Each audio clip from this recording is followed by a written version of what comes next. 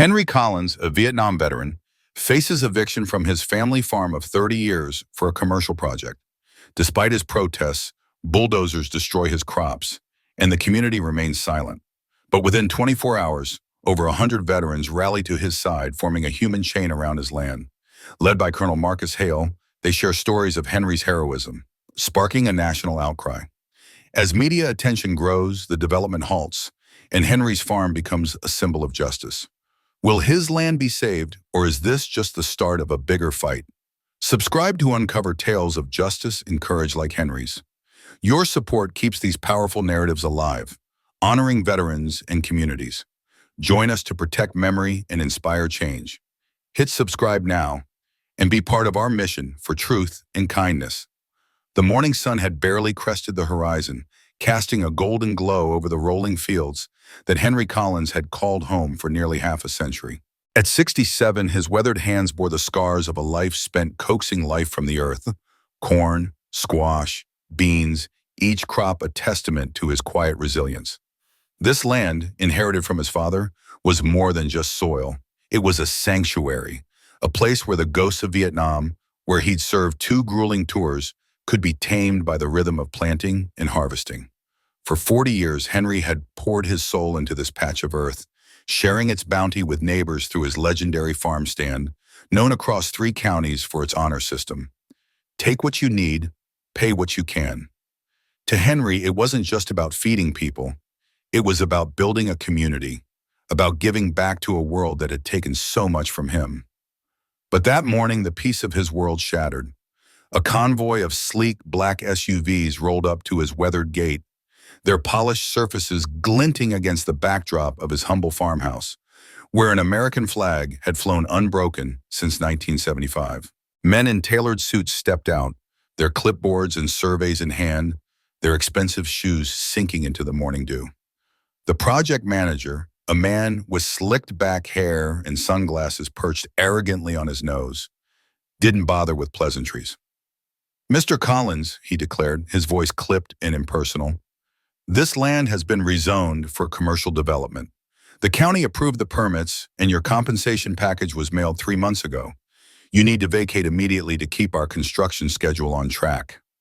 Henry stood frozen, his calloused fingers tightening around the worn leather gloves he'd been wearing since dawn. His heart pounded, not with fear but with a disorienting mix of disbelief and betrayal. "I never signed anything," he said, his voice steady but laced with quiet defiance. "I never agreed to sell. This farm, it's all I have. Where am I supposed to go also?" His eyes, sharp despite his age, searched the manager's face for a shred of understanding, but found none. The man's response was cold, cutting through the morning air like a blade. "Whether it's legal or not is for the courts to decide, but you need to leave today. Progress doesn't wait for sentimentality." Henry's chest tightened as he watched the crew descend on his land like an invading force. They tore into his fence, ripping out posts that had stood for generations, each one a marker of his family's legacy. Workers trampled the tender seedlings he'd nurtured since the first thaw of spring, heirloom varieties passed down through his family, now crushed under careless boots. One worker, younger than Henry's own son would have been, shoved him aside with a sneer. "Just retire, old man," he spat. "Your generation's time is done. Nobody farms like this anymore." The words stung more than the shove, slicing into the pride Henry had carried through decades of labor and sacrifice. A small crowd gathered along the road, neighbors and passers-by drawn by the commotion. Some pulled out their phones, filming the scene as if it were a spectacle, not a man's life being dismantled. Henry's eyes caught those of a woman he recognized. She'd come to his farm stand for years, especially when her family was struggling, and he'd never asked for a dime. Now she looked away, her face flushed with guilt, unable to meet his gaze. No one spoke up. No one stepped forward. The silence was heavier than the bulldozers that would soon arrive. As the morning dragged on, Henry's resolve began to crumble under the weight of the legal papers thrust into his hands. The documents were a maze of jargon, terms like eminent domain and zoning variants that he couldn't fully parse, signatures he didn't recognize. He felt like a soldier again, cornered in a battle he didn't understand, outmaneuvered by an enemy with no face. By noon, the bulldozers had begun their assault, their metal jaws tearing into the northern edge of his property. An apple orchard, planted by his grandfather's hands, was reduced to splintered wood and upturned roots. Each tree that fell felt like a piece of Henry's soul being ripped away. By sunset, Henry sat alone on a broken fence post, his hands clutching a fistful of damp soil. The earth was cool and heavy in his palm, the same earth he'd tended for 4 decades, the same earth that had grounded him when the nightmares of war came creeping back. His face was streaked with dirt, but his eyes were dry. Veterans don't cry, he'd been taught, even when their world crumbles. The ache in his chest was not just for the land, but for the life it represented. The quiet mornings, the rhythm of seasons, the sense of purpose that had kept him whole. This farm wasn't just property. It was the only place he'd found peace since returning from a war that had left him scarred in ways no one could see. A local news van had come and gone, the reporter more interested in the promise of a modern shopping complex than in the man losing his heritage. Her questions had been shallow, her tone detached, as if Henry's pain were just a footnote in a story about progress. As the van pulled away, Henry stared at the soil in his hand, his mind replaying the memories embedded in it. His father teaching him to plant, his wife's laughter as they harvested together, the children who'd run through the fields, now grown and gone. This land was his anchor, and without it, he felt adrift, unmoored in a world that no longer seemed to value what he'd fought for. By the next morning, the story of Henry's eviction had spread online, but it was a distorted version, edited to paint him as a confused old man obstructing progress. Local media spun the narrative to fit the county's agenda. An elderly farmer overreacting to a development project that promised 300 jobs to a struggling community. A popular talk show host weighed in, his voice dripping with condescension. It's sad, but we can't let emotions block economic growth. Sometimes the old has to give way to the new. That's just life. The words cut deeper than the bulldozers. Henry's phone, once buzzing with calls from neighbors who'd shared his table, now sat silent. Even a neighbor who'd eaten his vegetables for years offered only a shrug. It's a shame, but what can you do? Times change. Yet, as the sun rose on the second day, something extraordinary happened. Across the state, word of Henry's plight had reached the ears of those who understood his fight in a way few others could. More than 100 veterans, men and women forged in the crucible of battle, arrived at the field. They stood in formation, their faces weathered but resolute, a brotherhood and sisterhood united not just by war, but by a shared sense of justice. They weren't there for violence or confrontation, but to stand with a man who'd given everything, first to his country, then to his community. Their presence was a silent rebuke to the suits and bulldozers, a reminder that some things, loyalty, sacrifice, legacy, couldn't be paved over for profit. Henry looked at the veterans, his heart swelling with a mix of gratitude and disbelief. These were people who knew what it meant to fight for something bigger than themselves, who understood the cost of loss. For the first time in 24 hours, he felt a flicker of hope, not just for his land, but for the idea that the values he'd lived by still mattered. The field wasn't just his anymore, it was theirs, a symbol of everything they'd fought for, everything they refused to let slip away. Henry Collins leaned back in the worn booth of the local diner, the same spot where he'd savored his Sunday breakfast for 4 decades. The familiar scent of coffee and sizzling bacon filled the air. But today, something was off. The hum of conversation was louder, the clatter of dishes more chaotic. When the waitress, Mary, who'd served him with a warm smile for 20 years, approached, her eyes darted to the floor. "Henry, I'm so sorry," she murmured, her voice barely audible over the din. "The manager says we're too full today. Maybe try again tomorrow." Her words stung, not just for their dismissal, but for the shame in her averted gaze. The manager loomed behind her, his arms crossed, his expression unyielding. Henry's chest tightened, a mix of disbelief and betrayal. This was his place, his ritual, his small corner of the world. Without a word, he rose, his boots scuffing the linoleum as he walked out, the bell above the door jingling like a mocking farewell. The drive to the county clerk's office was a blur.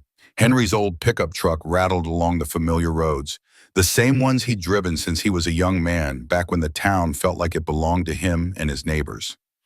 Now, those roads led to a new shopping center, a sprawling monument to progress that would swallow the land his family had worked for 3 generations. His hands gripped the steering wheel, knuckles white, as he thought of the cornfield his grandfather had plowed, the same field where he and his late wife, Sarah, had walked hand in hand under the stars, dreaming of a future they'd build together. That land was more than dirt. It was his history, his heart. At the clerk's office, the air was stale, heavy with bureaucracy. The young woman behind the counter barely glanced up from her computer screen as Henry approached, his boots echoing on the tiled floor.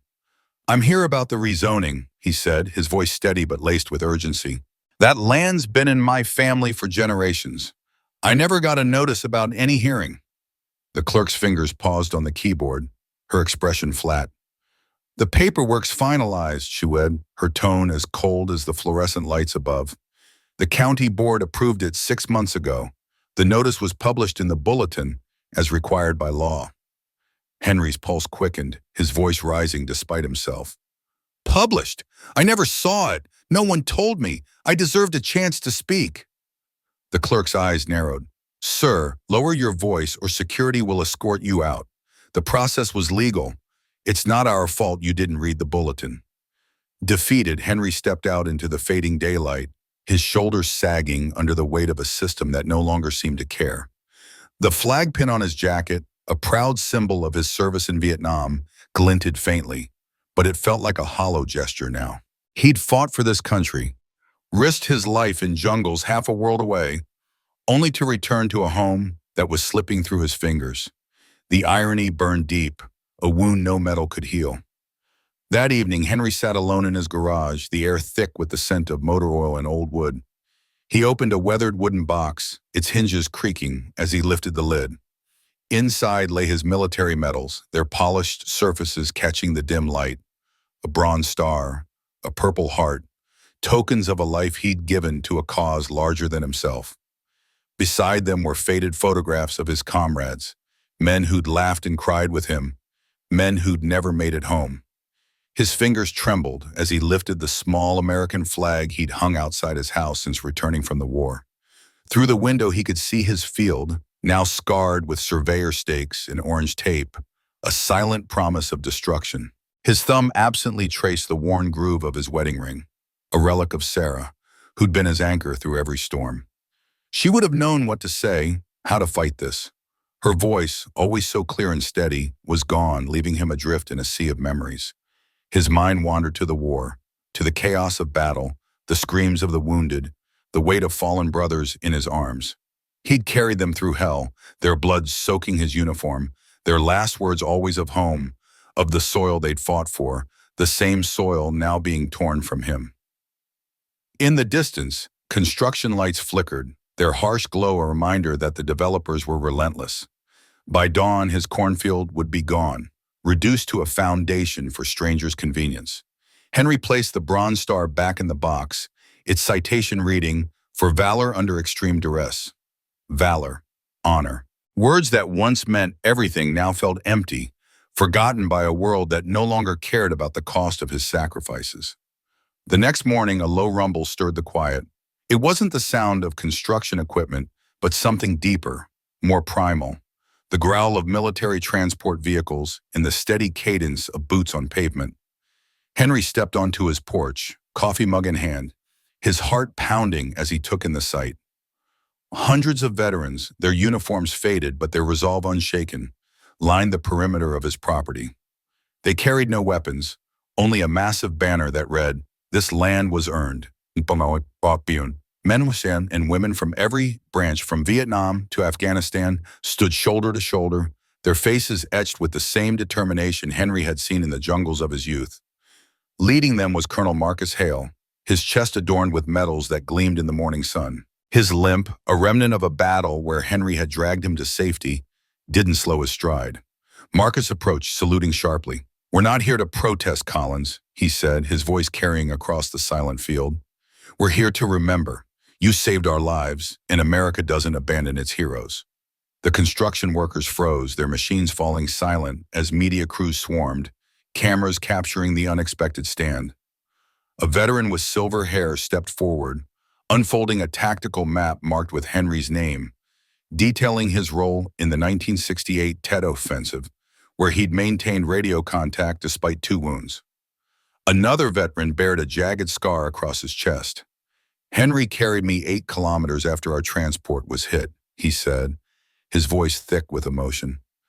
Because of him, I met my wife. My kids exist. This land isn't just his, it's ours. In the soft light of dawn, old soldiers gathered, their voices low but heavy with memory, to share stories of Henry Collins, a man whose courage had burned bright in the chaos of war, but remained unspoken in the quiet years that followed. Each tale was a treasure, revealing a young soldier who had risked his life time and again for his comrades, seeking no praise, no reward.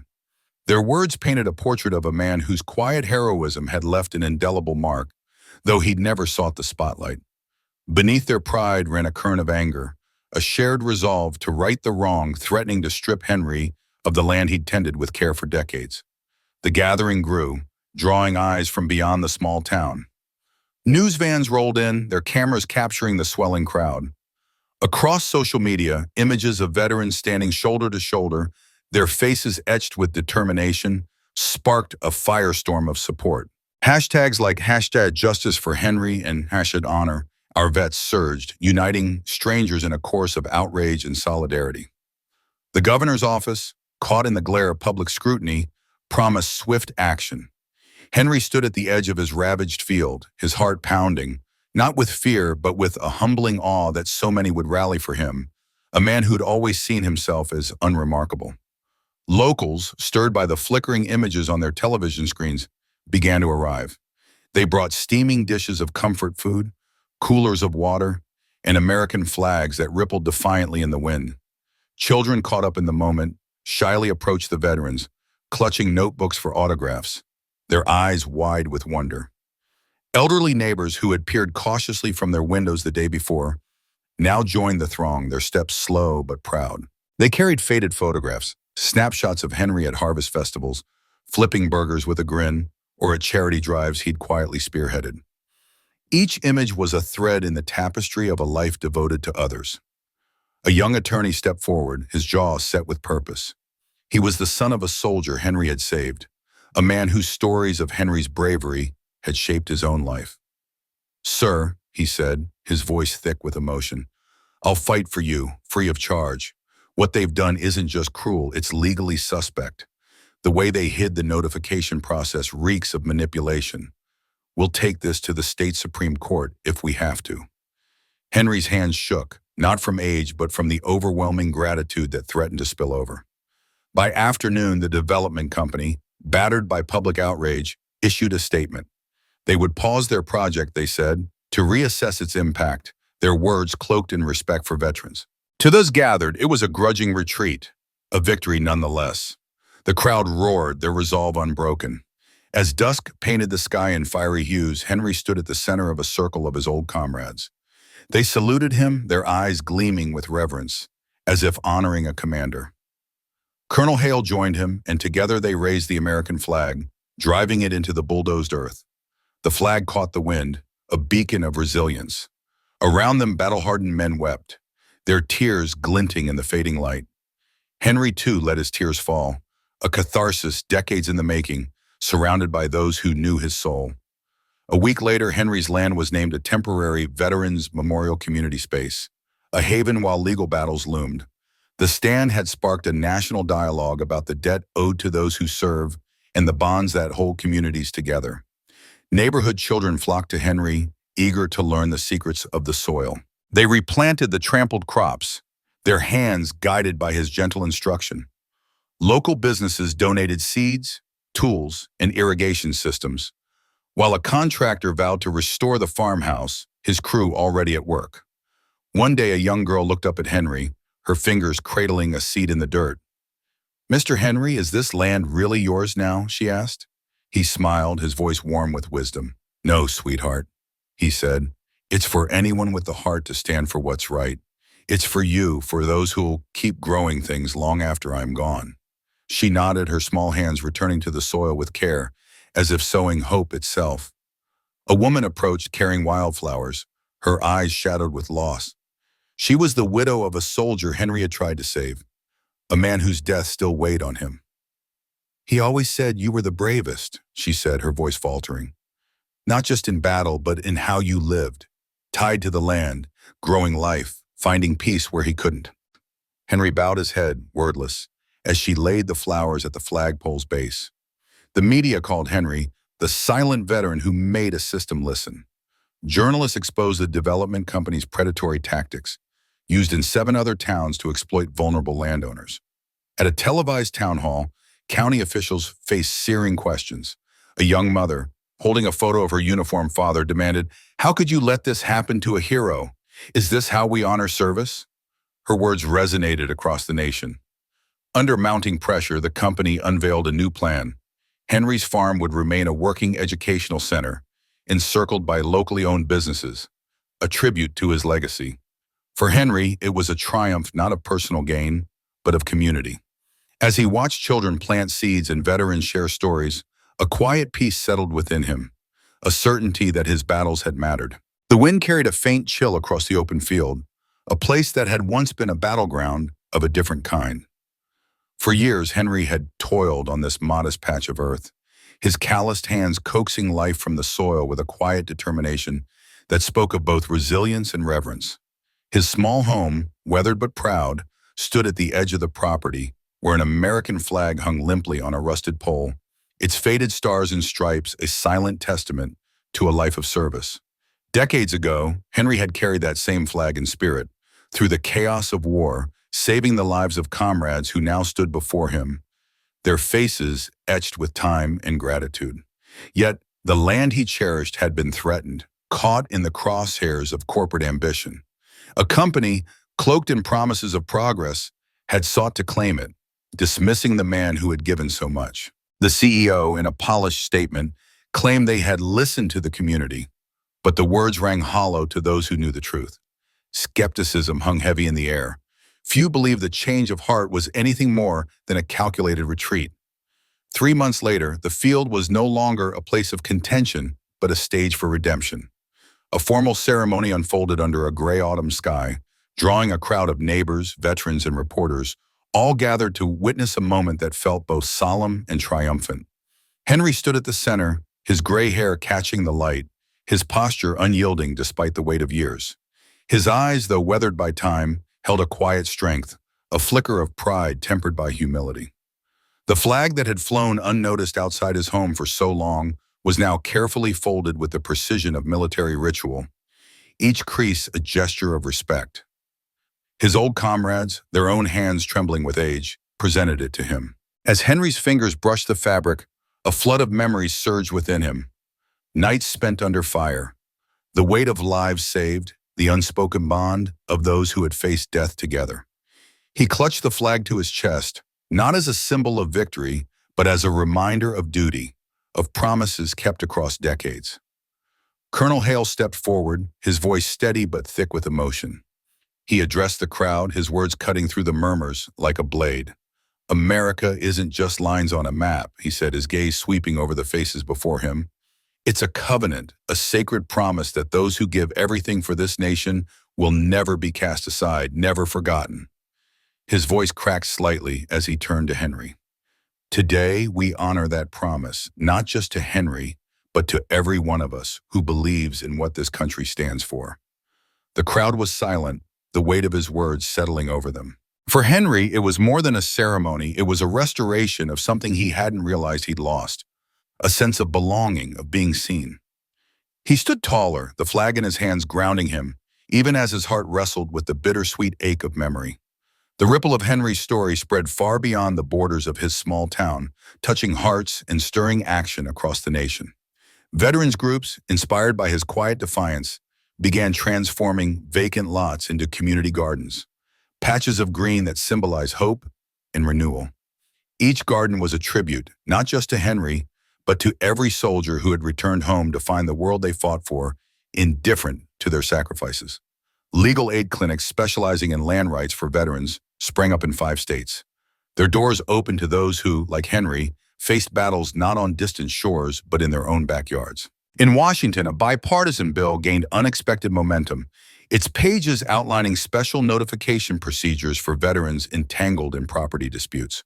The bill wasn't just policy, it was a declaration that men and women like Henry deserved more than bureaucratic oversight. They deserved justice. Back on his farm, Henry was rarely alone anymore. Every Saturday, volunteers arrived, their boots sinking into the soft earth as they worked alongside him. They were young and old, veterans and civilians, all drawn by the quiet wisdom of a man who had turned a personal fight into a shared cause. Henry taught them the rhythms of the land, how to plant, nurture, and harvest with patience. But more than that, he shared the healing he'd found in the soil. For returning veterans, many still carrying the invisible scars of war, the act of working the earth was a balm, a way to quiet the ghosts that lingered in their minds. Henry watched them, his heart swelling with a mix of pride and sorrow. He saw himself in their guarded eyes, their hesitant hands, and he knew the land could offer them what words often failed to provide, a path to peace. A national magazine profiled Henry, capturing the essence of his story in a single resonant line. Not everyone who loses their land loses everything. They wrote of a man who, even in the face of ruin, had stood firm, not with weapons, but with an unyielding belief in what was right. His quiet courage had preserved not just his own honor, but the dignity of an entire generation. The image that accompanied the article became iconic, a field dotted with American flags, each planted in freshly tilled soil, ready for the promise of spring. It was more than a photograph. It was a symbol of resistance against erasure, a reminder of remembrance, and a testament to renewal. Henry's program for sustainable agriculture grew, drawing veterans from across the country. They came to learn, but they stayed for the community, for the chance to rebuild something tangible in a world that often felt fractured. Henry, now a quiet leader, found purpose in their progress. He thought often of the flag he'd been given, now resting on a shelf in his home, a reminder that some battles are fought not with force but with heart.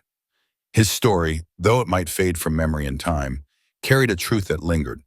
Courage, community, and an unwavering belief in justice could plant seeds that outlasted any season.